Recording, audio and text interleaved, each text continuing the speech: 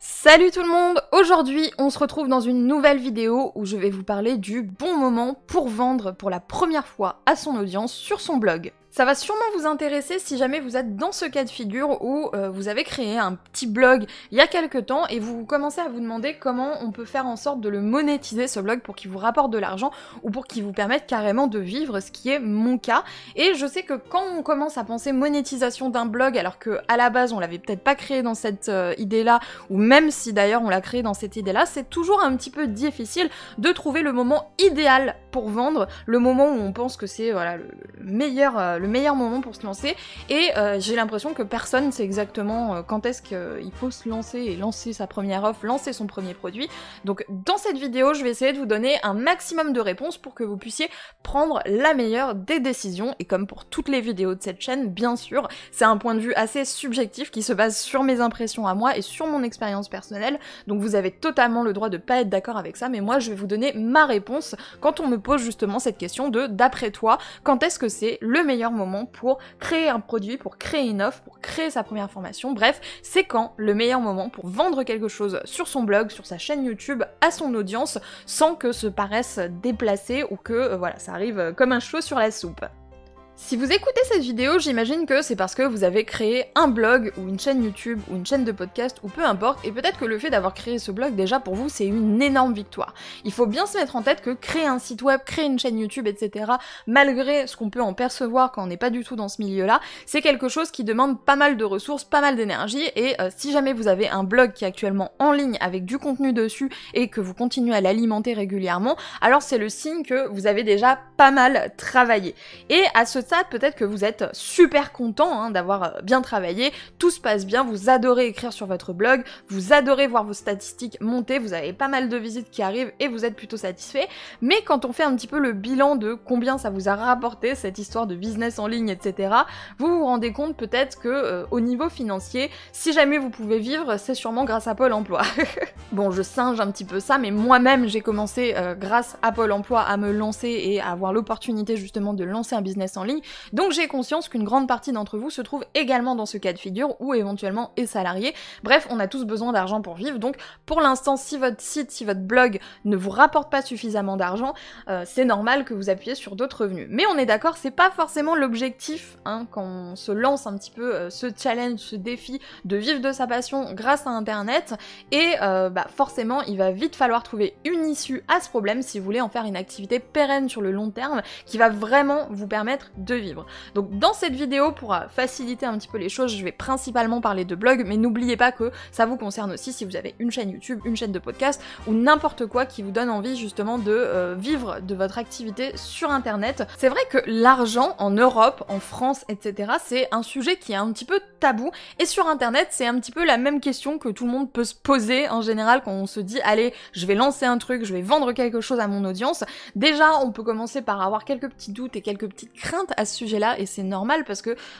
peut-être que vous n'avez jamais fait ça, tout simplement, peut-être que jusque-là vous étiez salarié et qu'une activité indépendante c'était pas quelque chose que vous pensiez possible, et là forcément on est face à quelque chose de nouveau qui peut faire un petit peu peur et qui fait naître chez vous plein d'interrogations angoissantes. Par exemple, vous pouvez vous dire oh là là, mais est-ce que moi, petite personne que je suis, j'ai la légitimité de vendre quelque chose à quelqu'un, surtout vendre une formation en ligne par exemple, où on va venir donner ses connaissances. En tant qu'être humain, on a toujours l'impression de pas être assez bien, et c'est vrai que le fait de vendre son travail, ça demande quand même d'avoir une certaine conscience de sa valeur qu'on n'a peut-être pas forcément quand on vient tout juste de lancer son blog, qu'on vient juste de démarrer son affaire, et forcément on se pose la question de ouais, mais est-ce que moi vraiment je peux vendre quelque chose, est-ce que moi j'ai les compétences, est-ce que moi je suis légitime. Vous l'avez reconnu, ça faisait depuis un moment que j'avais pas dit ça, mais on parle ici du syndrome de l'imposteur. Si jamais ça vous intéresse, je vous aurais mis dans la description le lien d'un article et d'un live où j'en parle, donc n'hésitez pas à aller voir ça. Il y a tout plein de choses à dire sur le syndrome de l'imposteur, je vais pas m'étaler ici, c'était juste pour vous présenter un petit peu les types d'interrogations qu'il y a, et du coup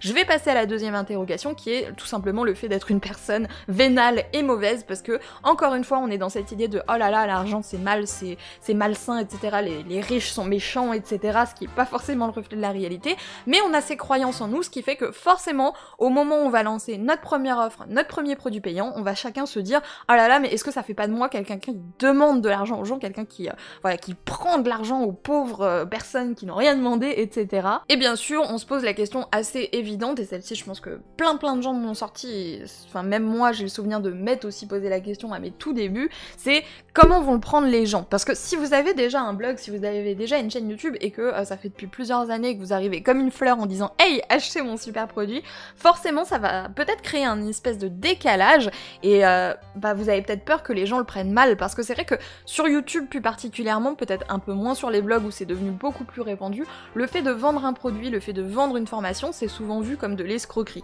Moi c'est quelque chose qui m'a toujours un petit peu dérangée dans ce milieu-là, c'est que on a toujours l'impression, quand on écoute les youtubeurs qui parlent de vendre voilà, des prestations ou ce genre de choses, on a l'impression qu'en fait le fait de vendre une prestation ou de vendre un produit, c'est mal, et forcément on se dit que les gens vont nous déchirer la tête, grossièrement dit, parce que on voit bien que sur YouTube c'est pas forcément un système qui est apprécié de tous malheureusement, mais quand on y réfléchit bien 5 minutes, comme je l'ai dit au début de la vidéo, vous avez travaillé pour ce blog, vous avez publié du contenu, vous avez sûrement passé des heures dessus. On peut vraiment parler de travail dans la mesure où c'est quelque chose qui prend énormément de temps, qui demande beaucoup de connaissances, qui demande beaucoup de ressources et qui demande beaucoup de rigueur et de régularité. Donc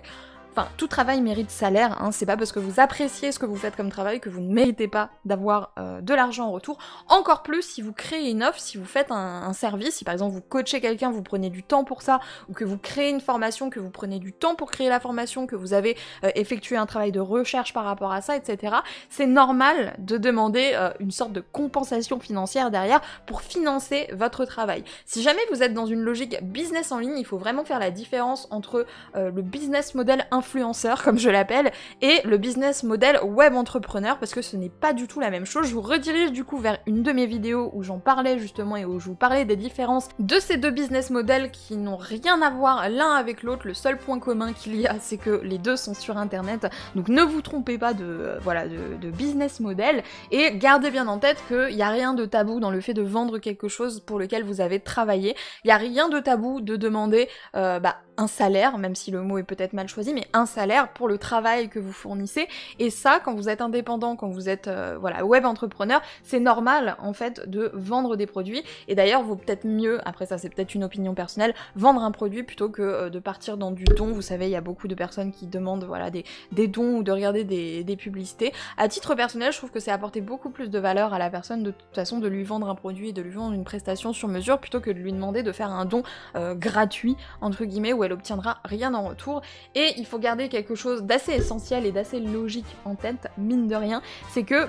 pour vivre, pour manger, pour payer votre loyer, vous avez besoin d'argent, donc il n'y a pas de honte là-dessus. L'objectif ici, c'est surtout que vous ayez une activité pérenne, une activité stable et que vous puissiez continuer à alimenter votre blog, que vous puissiez continuer à alimenter votre chaîne YouTube, et pour ça, malheureusement, il n'y a pas de miracle, il faut que ça vous rapporte suffisamment d'argent pour que vous puissiez y consacrer du temps et en faire une de vos activités principales. Donc plus votre business sera rentable et plus vous allez pouvoir ravir quelque part votre audience avec du contenu. D'autant plus que le fait de créer du contenu payant, ça n'empêche pas le fait que vous allez continuer à publier du contenu gratuitement comme vous le faites actuellement. C'est juste un plus pour les gens qui ont envie d'aller un petit peu plus loin avec vous, et encore une fois, c'est nécessaire pour que vous puissiez vivre. Donc voilà, si jamais vous avez encore quelques doutes à ce niveau-là et que vous sentez ce problème de légitimité, je pense que ça peut être intéressant pour vous de travailler là-dessus et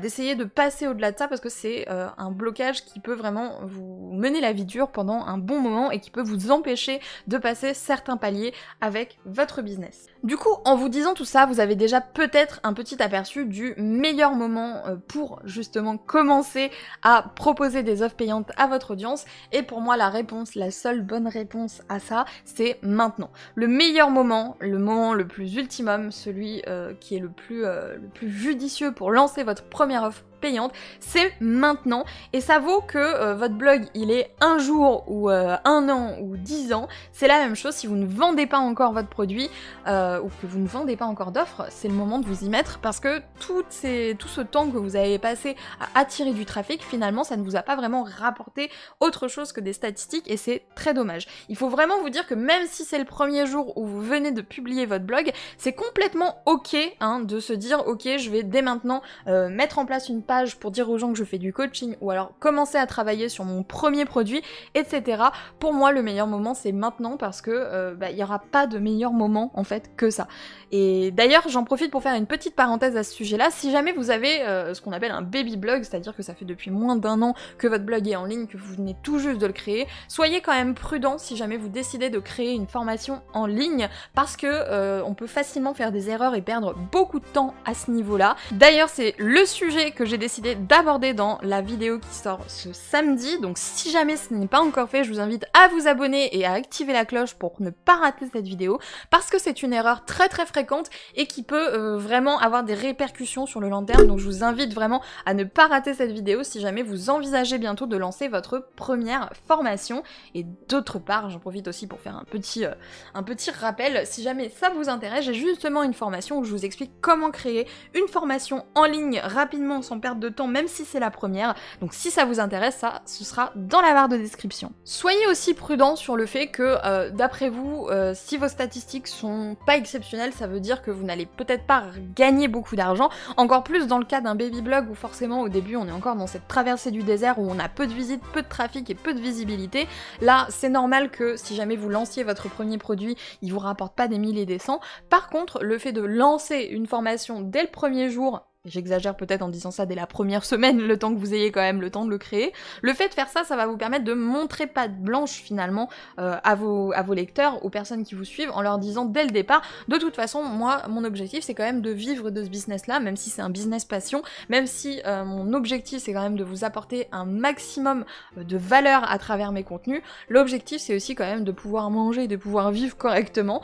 donc il n'y a pas de honte à avoir ça. Et en vendant vos produits directement sur votre blog dès le premier jour, vous allez commencer à gagner un petit peu d'argent et ces sommes vont augmenter au fur et à mesure, même si, encore une fois, si vous avez un bébé blog, il faut pas vous dire que dès la première fois que vous allez sortir une formation, vous allez en vendre une centaine. Hein. Encore plus si vous venez de démarrer et que vous avez une audience modeste. Donc pas trop de faux espoirs à ce niveau-là, mais je pense quand même que c'est la meilleure des manières de montrer directement à votre audience que vous avez prévu de rentabiliser ça d'une manière ou d'une autre, et on n'aura plus cet effet choc qu'il y aura, et que vous redoutiez peut-être, que les gens disent voilà, d'où tu nous demandes des trucs payants alors que jusque là c'était gratuit. Là la question ne se pose même pas parce que dès le premier jour vous proposiez déjà du contenu payant, donc on ne pourra rien vous dire, vous avez été clair dès le départ. Si actuellement vous êtes dans un autre cas de figure et qu'il y a déjà un petit peu de contenu sur votre blog, ça peut être un très bon moyen justement de promouvoir vos produits. Grâce à ces contenus, vous attirez du trafic et peut-être que vous avez déjà un trafic raisonnable et un trafic très acceptable.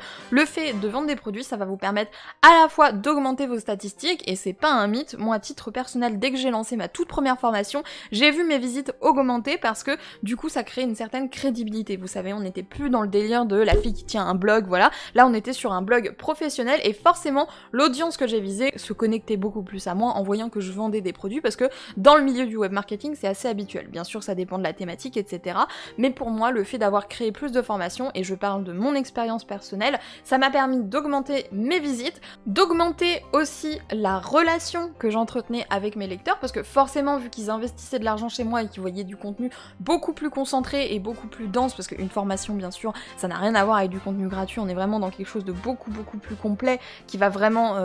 nous permettre quelque part d'accéder à une transformation, si on peut dire ça comme ça. Le fait d'avoir créé des contenus comme ça m'a permis d'avoir des clients avec qui vraiment il y a une meilleure connexion que juste de simples abonnés, parce que ils ont investi chez moi et parce qu'ils ont vu aussi ce que je pouvais leur apporter comme contenu et les résultats que je pouvais leur apporter dans leur business, tout simplement. Tout ça pour moi c'est que du positif et je vous encourage du coup à lancer votre première formation au plus vite pour pouvoir à la fois commencer à ne plus dépendre de Pôle emploi, de votre salaire ou quoi que ce soit d'autre qui vous permet actuellement de financer votre projet, mais aussi pour justement avoir cette meilleure connexion avec vos lecteurs, avec vos abonnés, parce que même si on a très peur au début que les gens nous crachent dessus, si jamais vous vous intéressez à ces gens-là, vous n'êtes pas sortis de l'auberge, les personnes qui sont vraiment importantes dans votre business, le persona que vous devez viser à tout prix, ce sont les personnes qui n'ont aucun problème avec le fait de payer pour le travail que vous donnez et qui n'ont aucun problème à acheter vos produits parce qu'ils savent la valeur que ça peut leur apporter et ils savent que vous n'êtes pas là dans le but de les escroquer mais bien de les aider à atteindre les meilleurs résultats possibles dans la thématique que vous avez choisie. Donc si jamais vous ne savez pas du tout comment vous y prendre pour créer une formation, pour créer une offre, etc. mais là je parle surtout dans le cadre d'une formation, pour moi le meilleure solution vraiment c'est de créer une formation pour commencer, puis après de voir si c'est un format qui vous plaît ou pas. N'oubliez pas que j'ai justement une formationception où je vous explique comment créer une formation complète même si c'est la première, donc si ça vous intéresse ce sera dans le lien qui se trouve en barre de description. Moi du coup j'espère que cette vidéo vous a plu, si c'est le cas n'oubliez pas de me laisser un like ou un commentaire. Je vais vous laisser là, je vous souhaite une super bonne journée et je vous dis à plus pour de nouvelles vidéos sur la chaîne de Wonder Weight Queen.